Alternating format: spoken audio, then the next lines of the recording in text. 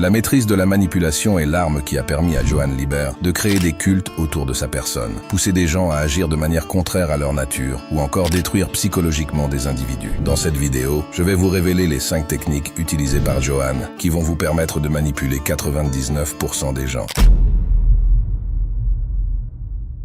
Vous avez sûrement remarqué que lors d'une dispute ou d'un conflit, il est difficile de garder sa rationalité. C'est exactement cette faiblesse que Johann Liebert utilise en se servant de la haine pour contrôler les décisions de ses victimes. Ainsi, pour utiliser cette technique, vous devez être capable de comprendre les envies profondes d'une personne. Pour cela, commencez par chercher les peurs et les objectifs de celle-ci, puis vous pourrez identifier ses envies. Plus vous en connaissez sur cette personne et plus cette méthode est efficace, il ne faut donc surtout pas négliger cette partie. Lorsque vous aurez obtenu ces informations, visez directement les points sensibles. Les complexes ou les erreurs passées sont des points très forts permettant de faire culpabiliser une personne et la mener à suivre vos instructions pour se racheter. C'est cette méthode que Johann a utilisée pour piéger Richard, en le faisant douter de ses capacités en tant que père et en créant la possibilité d'une rédemption en agissant selon ses instructions. Et si je vous disais que toutes vos croyances et connaissances sont fausses, comment réagiriez-vous? Vous refuseriez instantanément de croire cela, car votre cerveau ne serait pas en capacité d'accepter un tel choc. C'est exactement le principe du détournement cognitif. L'objectif de cette méthode est de faire douter la victime de ses propres actions et croyances. En détruisant une chose aussi fondamentale que le fait connaître ses actions, l'individu sera alors complètement détruit. Johann Liebert a d'ailleurs utilisé cette méthode de nombreuses fois, que ce soit pour semer le doute dans l'esprit du docteur Tenma quant à la moralité de ses actions, ou encore faire douter Anna Liebert de ses liens avec lui. Pour mettre en application cette technique, vous pouvez utiliser des phrases telles que « Je me demande parfois si tu es vraiment là pour m'aider. Peut-être que tout cela n'est qu'une façade, une tentative désespérée de te convaincre toi-même de ta propre bonté. » Ce qui créera alors instantanément un sentiment de doute sur les intentions de cette personne et vous donnera un contrôle total sur elle.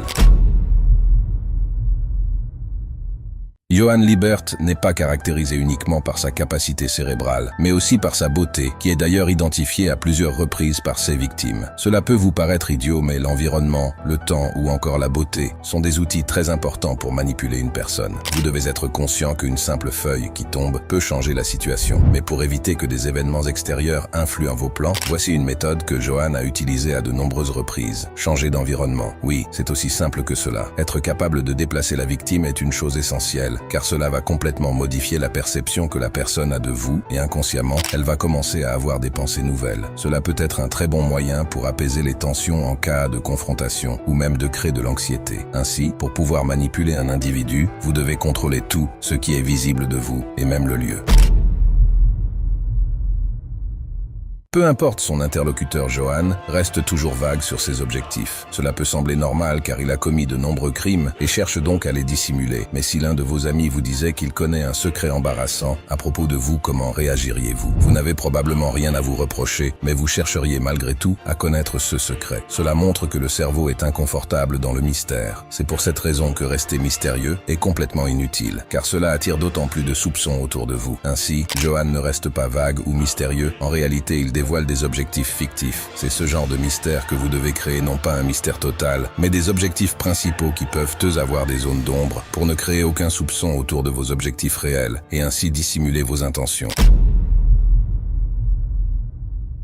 Cette technique est sûrement la plus importante, car c'est grâce à celle-ci que Johann arrive à poursuivre ce qu'il entreprend pour atteindre ses objectifs. Cette méthode se base sur votre capacité à ne pas montrer d'émotion. Lorsque vous devez faire face à une situation où vous devez enfoncer quelqu'un, soyez conscient que si vous faites preuve d'empathie, personne ne vous félicitera et personne ne fera cela pour vous. Même si la majorité des gens le font par maladresse, ils se moquent bien des répercussions de leurs actes. Si votre empathie envers les autres vous empêche d'utiliser ces techniques, alors ne vous étonnez pas d'être considéré comme un faible par les autres. Maintenant, si tu veux vraiment comprendre comment le cerveau humain fonctionne et en apprendre plus sur la manipulation, il y a un e-book gratuit disponible en description dans lequel je te partage les 7 conseils les plus importants pour comprendre la manipulation. Et si tu veux voir d'autres vidéos sur la psychologie, abonne-toi. C'était Fuzushu et tu as regardé comment manipuler comme Johann Liebert.